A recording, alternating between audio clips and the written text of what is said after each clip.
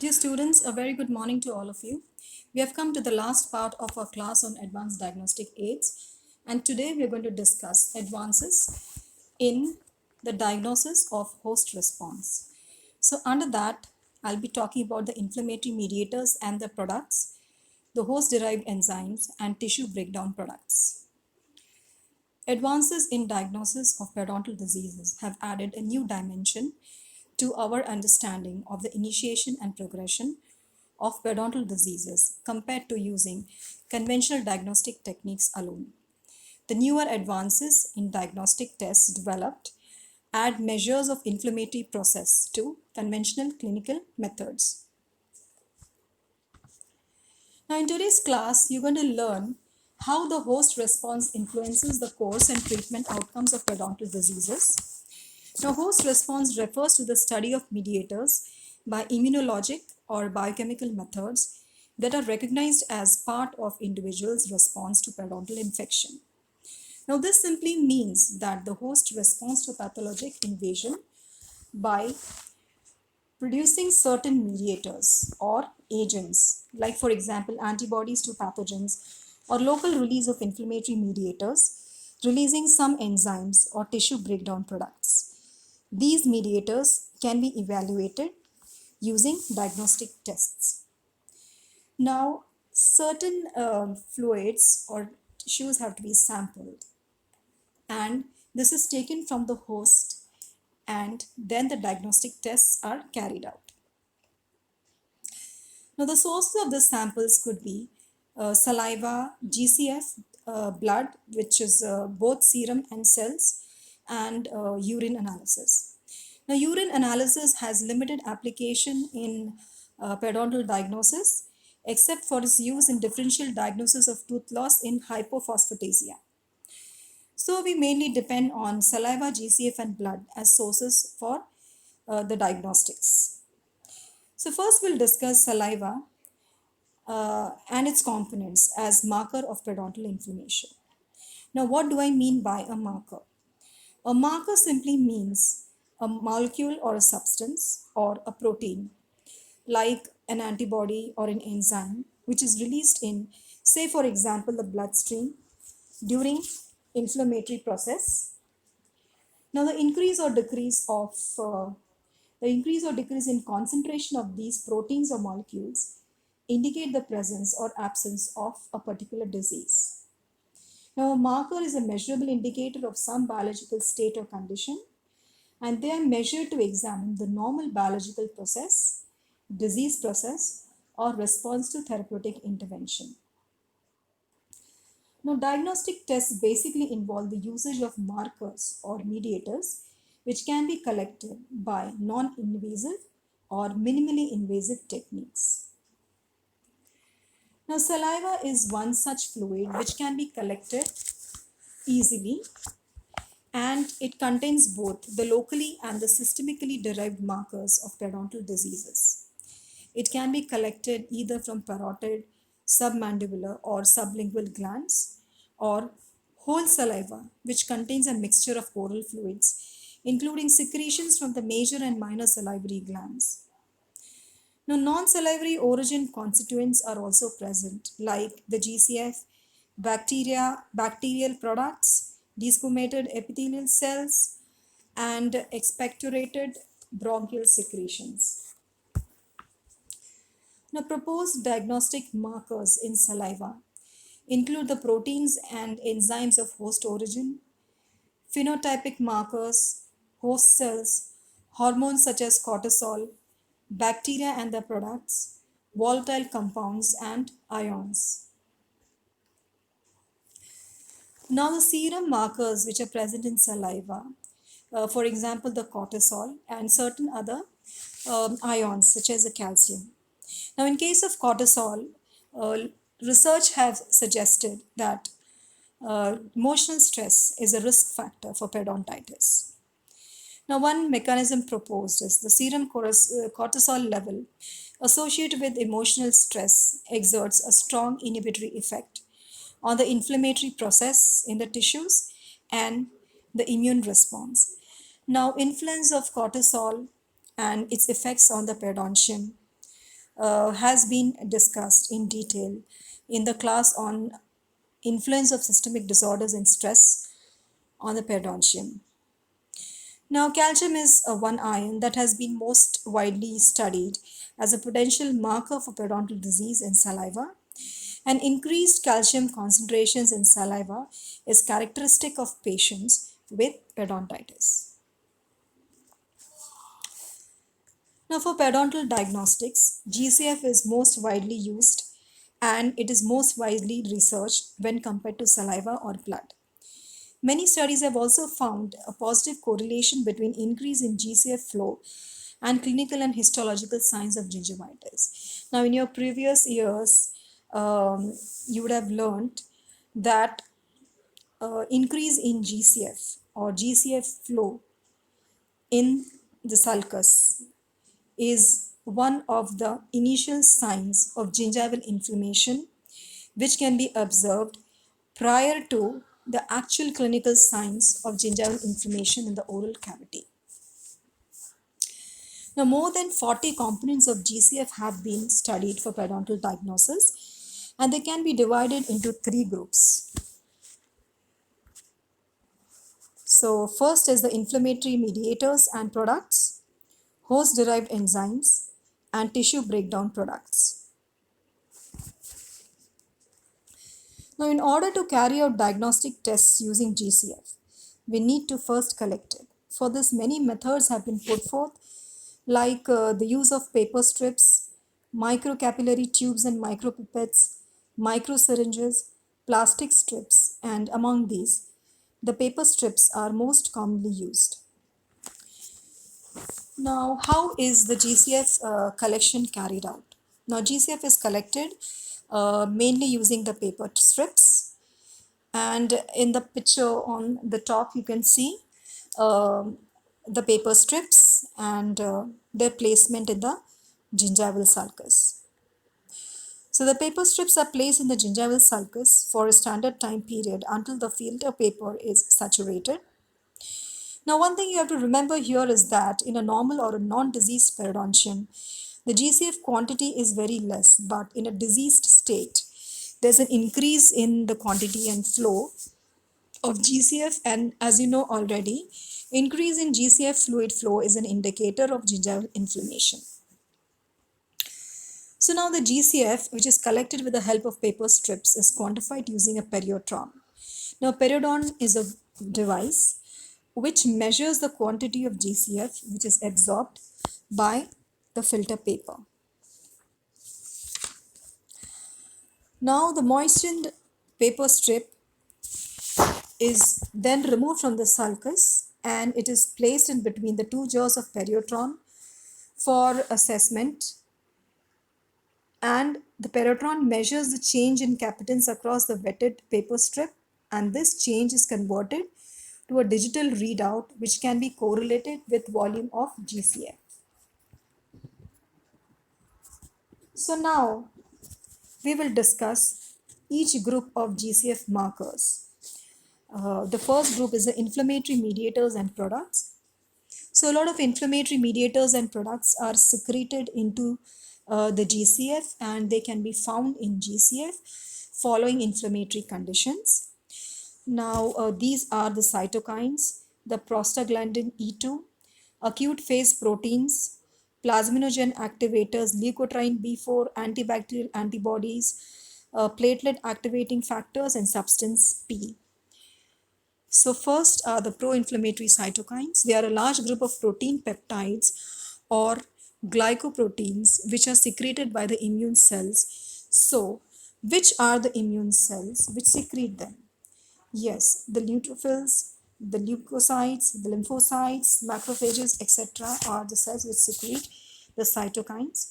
And the cytokines are a potential marker of inflammation, and they include the tumor necrosis factor alpha, that is TNF alpha, the prostaglandins, that is the PGE2, interleukin 1 beta, interleukin 1, and interleukin 6. Now, out of this, the interleukin 1, interleukin 6, and TNF alpha are the cytokines which are produced by a variety of cells at different sites, and they produce biological effects such as metalloproteinase stimulation, and bone resorption. Now, what is metalloproteinase? We'll be discussing a bit later. Now, therefore, the cytokines are valuable markers of disease progression. So next are the prostaglandins. Now, these are a group of lipids which are produced at sites of tissue damage and inflammation. They play a key role in the generation of inflammation, and they are produced by almost all cells of the body in response to cell membrane injury. Now, PGE2, which is one of the major prostaglandins, is a potent mediator of inflammation and induces bone resorption. And in cases of untreated periodontitis, PGE2 concentration increases as periodontal destruction progresses. Now, next group of markers present in GCF are the tissue breakdown products. The periodontal disease or periodontitis is characterized by destruction of collagen and breakdown of extracellular matrices. Now, collagen is the main structural protein in extracellular matrix in various connective tissues in the body. Other elements which are present in the connective tissues of periodontium are the non-fibrous components and elastin, like a variety of glycoproteins, laminin, fibronectin, proteoglycans, and certain minerals, lipids, water, and tissue-bound growth factors. Extracellular matrix of periodontium is composed of different macromolecules, collagen being one among them, and the other components are the proteoglycans, that is versican, decorin, biglycans, syndecan, etc. Now, non-collagen proteins like elastin, fibronectin, laminin, osteocalcin, osteonectin, tenecin, etc. can be utilized for clinical diagnosis. So first we'll discuss about hydroxyproline. Now, when GCF is obtained from sites with periodontitis, elevated levels of hydroxyproline are obtained, indicating collagen breakdown. Now, why is this so? It is because the hydroxyproline is a major protein component present in collagen, and when degradation of collagen occurs, it is released, causing an increase in its levels, indicating connective tissue degradation. So, this is an important biomarker of periodontal inflammation. Next are the glycosaminoglycans, which are the key constituents of extracellular matrix, which bind to proteoglycans and matrix proteins, forming larger complexes. Now, during active destruction of extracellular matrix, increase in level of glycosaminoglycans are found in the GCF, and this serves as a valid biomarker of underlying hard tissue destruction. Next are the osteocalcin and osteopontin. Now, osteocalcin is the bone and connective tissue protein, and increase in the GCF levels of osteocalcin indicates progressive alveolar bone loss. And osteopontin is a non-collagenous calcium-binding glycosylated phosphoprotein in the bone matrix, which is produced by osteoblast, osteoclast, and macrophages. And the level of osteopontin in GCF also indicates progressive periodontal disease. Now, next group is the host-derived enzymes. Now, in order to go further with the host-derived enzymes, what you need to understand first is what are the host-derived enzymes and how does collagen matrix undergo breakdown. Now, a host-derived enzymes means nothing but the enzymes which are secreted by the cells of the host, and various enzymes are released from the host cells during initiation and progression of periodontal disease. Now, components of the matrix can undergo process of breakdown under two conditions. First is a non-pathologic or physiologic, and the second condition is the pathologic or the diseased condition. So, in non-pathologic or physiologic condition, it occurs as a normal wear and tear or synthesis and degradation of collagen matrix. This process occurs in a very organized manner, and a balance is maintained between both the degradation and synthesis of the proteins. In pathologic or disease condition, the balance between the tissue synthesis and degradation is disrupted or lost, and the collagen fibers of the PDL are broken down along with the underlying alveolar bone. Now, this breakdown of collagen matrix can occur either extracellularly or intracellularly. The extracellular pathway involves the matrix metalloproteinase, which are the enzymes and which bring about the tissue breakdown by cleavage reaction. Now, what are the matrix metalloproteinases or MMPs? They are a group of enzymes which are responsible for the degradation of extracellular protein matrix. Some smaller fragments of collagen matrix may be disposed of during phagocytosis by the proteinases. Now, proteinases are enzymes that break down the proteins, and along with them, certain enzymes involved in the process of tissue destruction have a potential to be used as diagnostic aids. The intracellular destruction enzymes considered to be the possible markers of active periodontal destruction are the aspartate aminotransferase, alkaline phosphatase, beta-glucuronidase, elastase, and cathepsin. And the extracellular destruction enzymes are the matrix metalloproteinases or the MMPs, which we will discuss a little later in the class. So the aspartate aminotransferase or the AST is an enzyme which is released from the dead cells of the periodontium from a variety of cells like the PMNs, the neutrophils, etc. And it is also released from different tissues of the body like the heart and the liver, from the heart during a myocardial infarction and from the liver in case of hepatitis. Now, increase in AST levels are found in GCF in sites with progressive attachment loss and in case of severe gingival inflammation. Now, the tests which involve the AST activity is the PerioGuard and the PerioWatch.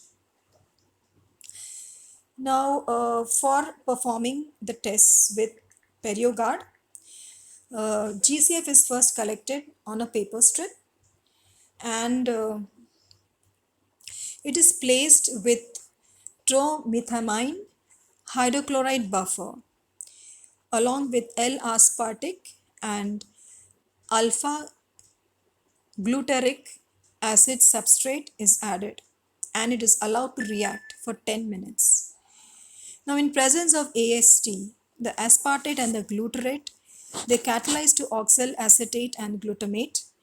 On addition of a dye such as fast red gives a change in color, and the intensity of color depends on the enzyme AST activity. Now, disadvantages with PerioGuard is that this test cannot discriminate the sites with severe inflammation and non-attachment loss from sites with attachment loss and with severe inflammation. Next is the alkaline phosphatase. Now, the source of this enzyme are the osteoblasts, fibroblasts, and neutrophils. And increase in alkaline phosphatase in GCF is observed from disease sites, and also the increased levels of alkaline phosphatase are concomitant with progression of periodontitis. Next is the beta-glucuronidase. This is secreted from the azurophilic granules of neutrophils. An increase in beta-glucuronidase is seen in sites with severe periodontal disease, and this can also be used to predict the patients at higher risk of losing periodontal attachment.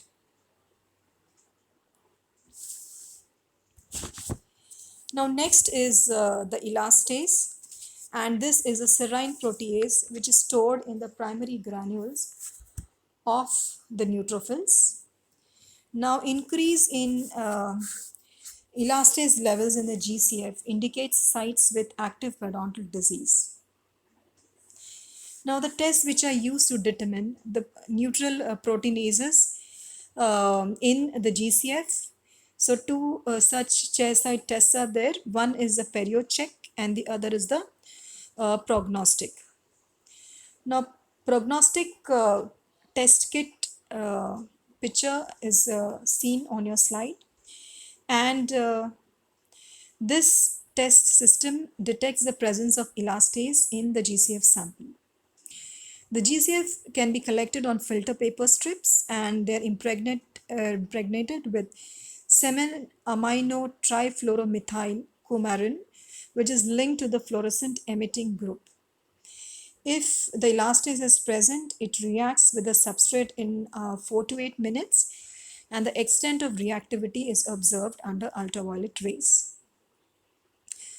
The advantage of prognostic is that the test is a good predictor for progressive attachment loss, and disadvantage is that it involves the complex and expensive procedures to isolate and detect the organisms which are present. Next test is a perio check. This system detects the presence of neutral proteinases such as collagenase in the GCF. If the neutral proteinases are present in the sample, they release the blue dye, and the released blue dye produces a color in the paper strips. Intensity of the blue color is then scored on a scale of 0 to 2 by comparing it with 3 standards on a color card provided with the test kit. Now, the advantage with this test is that it shows a predictive test value for disease progression in short-term evaluation, and disadvantages is that it is expensive. Now you can see a perio check test kit and the picture, and the next picture depicts the methodology of collecting the GCF with the help of paper strip. Next are the cathepsins. These are the acidic lysosomal enzymes and play important role in protein degradation. Now, increase in the GCF levels of cathepsin indicate increase in disease severity, whereas decrease in the levels of cathepsin are observed in GCF following periodontal therapy, and when the degradation of the uh, periodontium decreases, the level of cathepsin activity found in GCF also decreases. Now the next are the matrix metalloproteinases, and these are the enzymes which are concerned with the extracellular degradation of the collagen matrix. Now matrix metalloproteinases are members of a large family of proteolytic enzymes responsible for the extracellular degradation of matrix components released from the fibroblasts and macrophages. Now, collagen degradation occurs in a combined manner by the action of the MMP's family, like the MMP2, MMP3, MMP8, MMP9, and MMP13. Now, increase in MMP activity is seen in gingivitis and periodontitis. But how can we distinguish between both the conditions? Now, for this, a chair-side test stick is developed for the detection of MMP8, which is able to distinguish between gingivitis and periodontitis. So, MMP8 is mainly used for this test, and it plays an important role in periodontal tissue destruction. And association between increased GCF MMP8 levels and progressive loss of connective tissue has been demonstrated. MMP8 activity can be used as an indicator of current disease status and also as a predictor of future periodontal disease.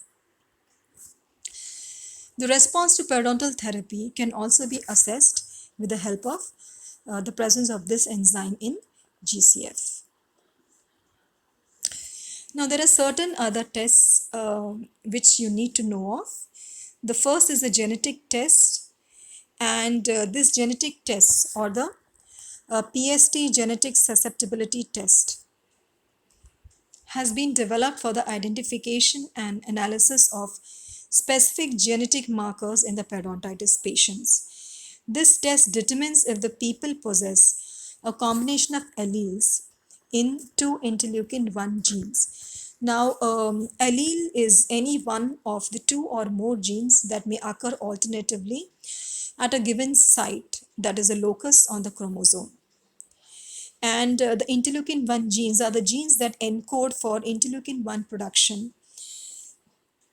And this has been recently used as a potential predictor of periodontal disease progression and also an indication of increased susceptibility to tooth loss in periodontal maintenance patients.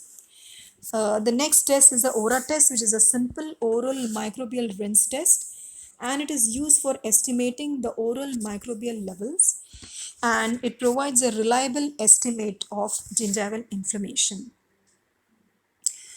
Now here I have provided uh, you with the different chair side test kits, and they are classified as per their usage, either for microbiological diagnosis, biochemical diagnosis, or genetic diagnosis of periodontal diseases, along with the trade names and along with the different biomarkers which can be evaluated using them. So this gives you a quick glance of the different chair side test kits. So this brings us to the end of this class on advanced diagnostic aids. In case of any doubts, please put them forth in the forum. Thank you.